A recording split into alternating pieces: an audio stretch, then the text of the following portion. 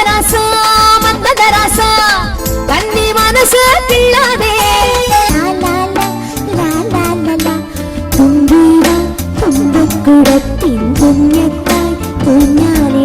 ரொம்ப பிடிச்ச பாடல் பூவே செம்பூவே.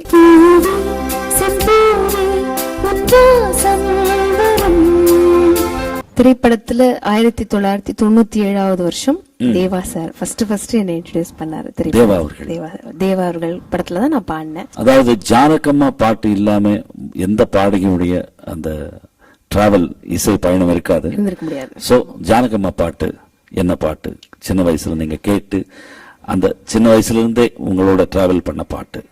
அதான் ஒரு சில பாடல்கள் வந்து ஏன் பிடிக்கும்னே தெரியாது நம்மளுக்கு. கண்டிப்பா இப்ப வந்து நமக்கு ஓரளவுக்கு மியூசிக் ஃபீல்ட்ல இருக்கோன்றதுனால இந்த இடத்துல இந்த சங்கதி நல்லா இருக்கு, இந்த இடத்துல இந்த அப்படி போற இடம் அழகா இருக்கு, இந்த ராகம் அழகா இருக்கு, வார்த்தை அழகா அப்படி பார்ப்போம். சின்ன வயசுல அதெல்லாம் நமக்கு தெரியாது. இந்த பாட்டு ரொம்ப நல்லா இருக்கு அப்படின்னு பார்ப்போம்.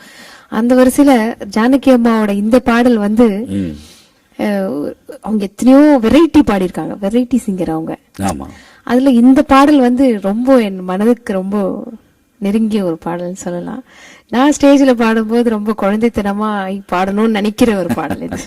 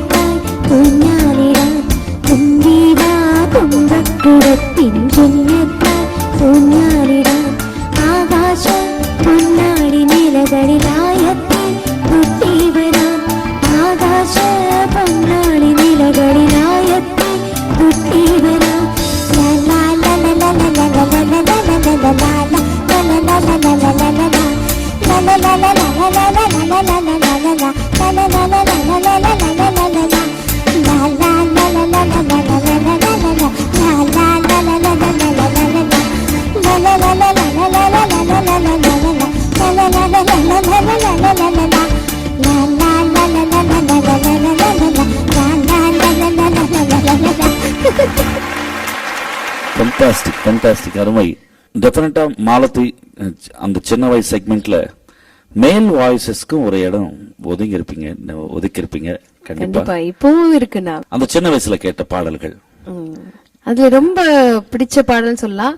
பட் அது டீனேஜ் இப்ப வரைக்கும் கூட சொல்லலாம். அந்த பாட்டு வந்து எவர் கிரீனா எப்பவுமே மனசுல இருக்க ஒரு பாடல். அதுல ஒண்ணு ரெண்டு கண்டிப்பா.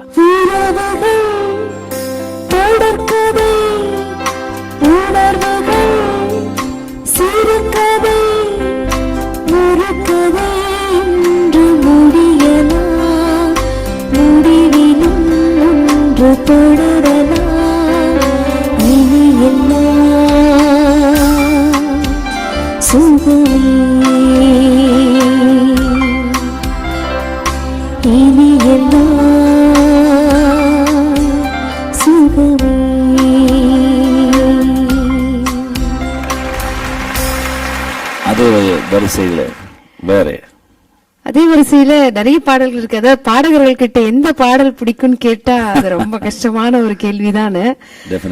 ரொம்ப பிடிச்ச பாடல் பூவே செம்பூவே. Wow, fantastic song. ஒரு 4 வரி.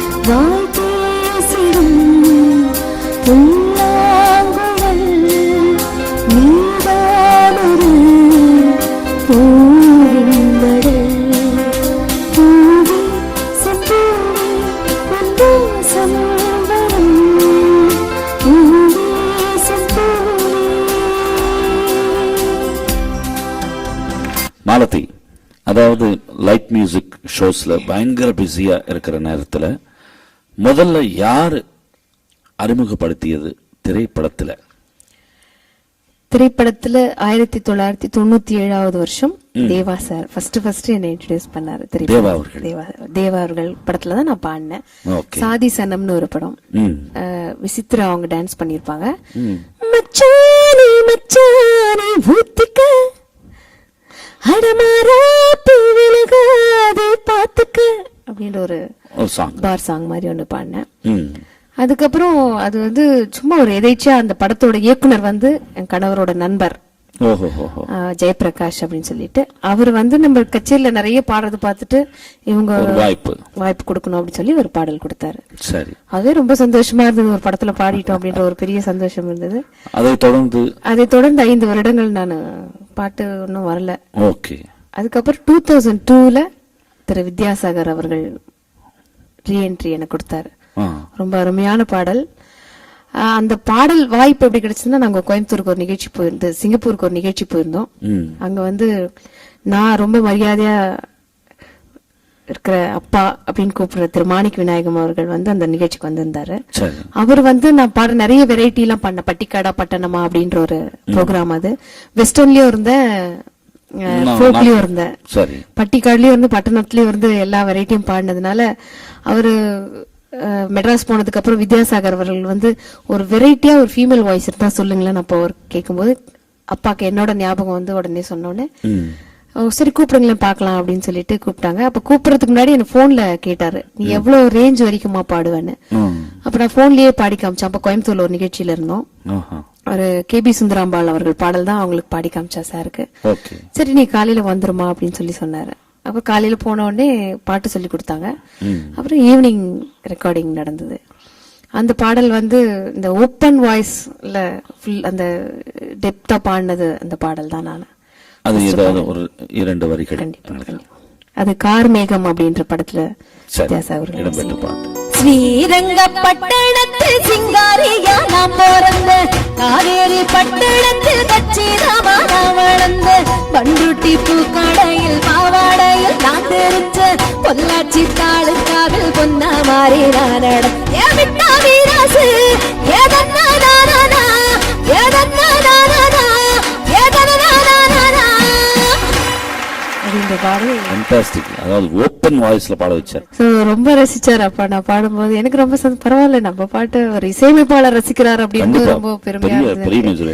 அதுக்கப்புறம் நிறைய பாடல்கள் தொடர்ந்து ஒரு வாய்ப்பு கொடுத்தாரு எனக்கு. அதுக்கப்புறம் நான் அந்த படத்துக்கு அப்புறம் நான் பாடின படம் வந்து அன்பே சிவம். திரு கமல் அவர்களோட ஒரு சின்ன பிட்டு பாடியிருந்தேன்.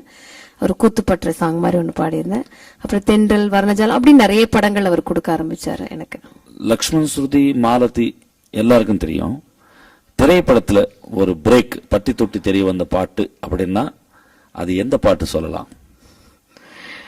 கண்டிப்பா மன்மதராசா தான் சொல்லலாம். இந்த பாடல் வந்து மூல முடுக்கெல்லாம் கூட சொல்லலாம். கண்டிப்பா மாதிரி ரொம்ப ஒரு உச்சத்துக்கு எடுத்துட்டு போயிடுச்சு என்ன அந்த பாடல். அதாவது வித்யாசாகர் கிட்ட பாடிட்டு இருக்கும் போதே அந்த வாய்ப்பு வந்து. ஆமா, இது ஒரு 7வது பாடல் எனக்கு மன்மதராசா. அது எப்படி சந்திச்சீங்க தினா அவர்களை? தினா அவர்களை வந்து அது கூட அவராதான் கூப்பிட்டு அனுப்பிச்சாரு. அப்ப வந்து வித்யாசாகர் சார் அவர்கிட்ட பாடின ஒரு பாடல் வந்து பார்த்திபன் கனவு அப்படின்ற ஒரு படத்துல முத்து முத்த பேஞ்ச மழை தந்தேன்னு அப்படின்னு ஒரு ஃபோக் சாங்.